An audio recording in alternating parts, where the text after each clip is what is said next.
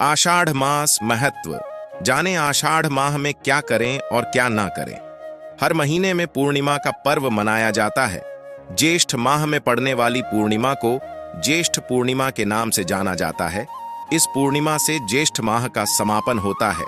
इसके बाद आषाढ़ माह की शुरुआत होती है। सनातन धर्म में आषाढ़ माह का खास महत्व बताया गया है। दोस्तों, आगे जानने से पहले मेरे शुभ भक्ति ज्ञान YouTube चैनल को सब्सक्राइब कर देना और वीडियो को एक लाइक जरूर करना। आइए जानते हैं। धार्मिक शास्त्रों के अनुसार प्रत्येक माह का विशेष महत्व है और हर महीना किसी न किसी देवी देवता को समर्पित होता है। इस दौरान भगवान विष्णु की विशेष पूजा अर्चना की जाती है। मान्यता है कि ऐसा करने से जातक को सभी प्रकार की परेशानियों से मुक्ति मिलती है और सुख समृद्धि का आशीर्वाद प्राप्त होता है। 23 जून से आषाढ़ माह आरंभ होने जा रहा है और इसका समापन 21 जुलाई को होगा। धार्मिक मान्यताओं के आधार पर आषाढ़ का महीना भगवान विष्णु को समर्पित है। आषाढ़ के महीने से भगवान विष्णु 4 महीने के लिए योग निद्रा में लीन हो जाते हैं। आषाढ़ माह में ही देवशयनी एकादशी पड़ती है। शास्त्रों के अनुसार देवशयनी एकादशी के बाद से सभी प्रकार के मांगलिक और शुभ कार्यों पर रोक लग जाती है। इस माह में श्री हरि का पूजन करना विशेष फलदायी माना गया है। आइए जानते हैं इस माह में कौन से कार्य करने चाहिए और कौन से नहीं। कब से शुरू है आषाढ़ माह 2024। आषाढ़ माह के कृष्ण पक्ष की प्रतिपदा तिथि 22 जून दिन शनिवार को सुबह 6:37 से प्रारंभ हो जाएगी। इस तिथि का समापन 23 जून रविवार को प्रातः 5:12 पर होगा। ऐसे में उदया तिथि के आधार पर देखा जाए तो आषाढ़ माह की शुरुआत 23 जून रविवार से होगी। 23 जून से शुरू हो रहे आषाढ़ माह के पहले दिन 3 शुभ योग बन रहे हैं। उस दिन ब्रह्मा योग सुबह से लेकर दोपहर 2:27 तक है। ब्रह्मा योग में आषाढ़ माह की शुरुआत होगी। वहीं शाम के समय में 2 शुभ योग त्रिपुष्कर और सर्वार्थ सिद्ध बनेंगे। आषाढ़ माह में क्या करें और क्या ना करें। एक आषाढ़ मास में हर रोज ब्रह्मा मुहूर्त में उठकर तुलसी पूजा करें और मंत्र व जप का ध्यान करें। नमो भगवते वासुदेवाय, नमः शिवाय, रामदूय नमः, क्री कृष्णाय नमः और रामाय नमः मंत्रों का जप करें। हर रोज सूर्य देव को अर्घ दें और आदित्य हृदय स्तोत्र का पाठ करें। आषाढ़ मास में भगवान विष्णु माता लक्ष्मी, भगवान शिव माता पार्वती, सूर्य देव की पूजा करने का विधान है।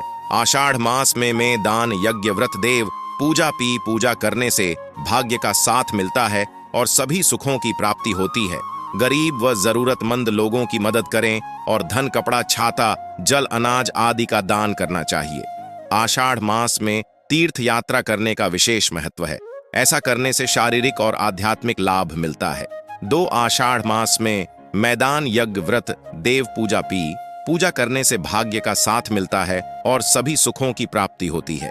गरीब व जरूरतमंद लोगों की मदद करें और धन, कपड़ा, छाता, जल, अनाज आदि का दान करना चाहिए। आषाढ़ मास में तीर्थ यात्रा करने का विशेष महत्व है। ऐसा करने से शारीरिक और आध्यात्मिक लाभ मिलता है। 3 धर्म ग्रंथों के अनुसार आषाढ़ मास के स्वामी भगवान विष्णु हैं। इस महीने में इनकी पूजा विशेष रूप से की जाती है। इसी महीने की देवशनि एकादशी से भगवान विष्णु 4 महीनों के लिए विश्राम करने पाताल लोक जाते हैं। इसके बाद सृष्टि का संचालन महादेव करते हैं। इसलिए इस महीने में शिवजी की पूजा का भी विशेष महत्व है। इस महीने में किया गया दान शुभ फल प्रदान करता है।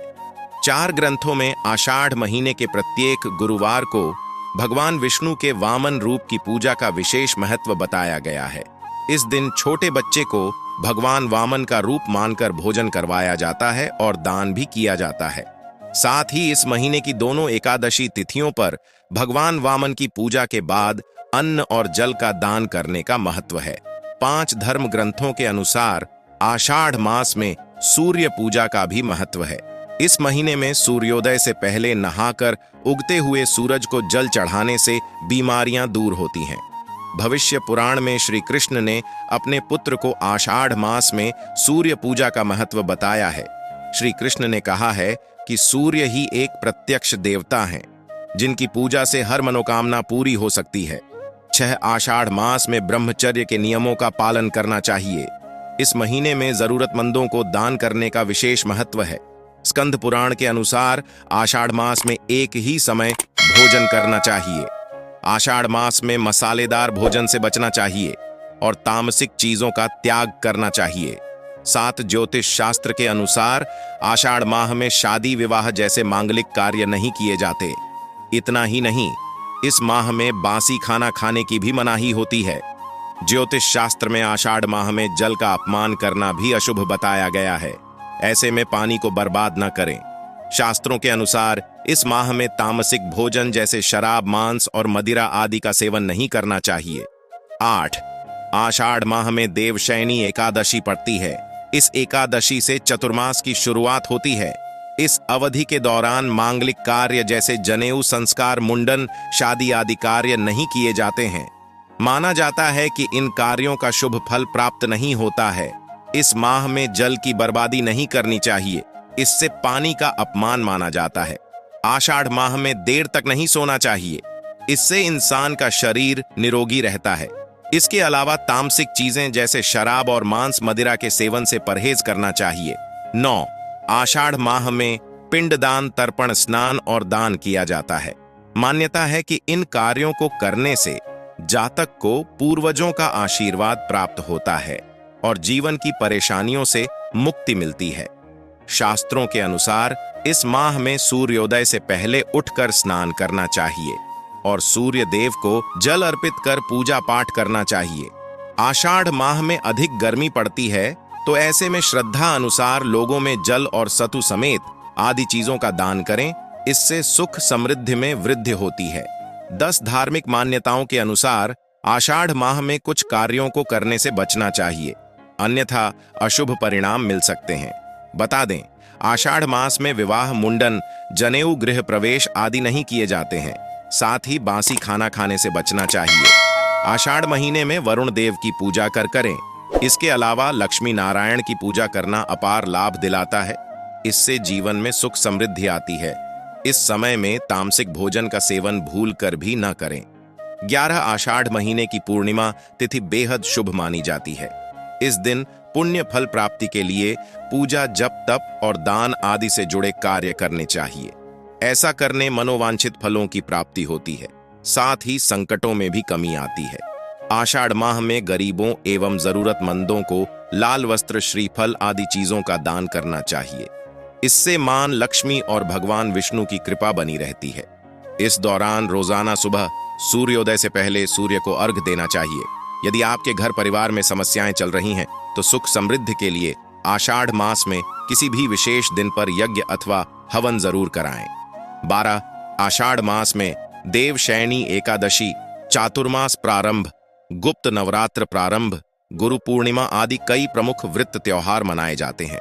आषाढ़ मास में बैंगन, मसूर दाल, गोभी, लहसुन, प्याज आदि का सेवन करने से बचना चाहिए। इस मास में मांसम, छली, मदिरा, अन्य नशीले पदार्थ और अनैतिक कृत्यों से दूर रहना चाहिए।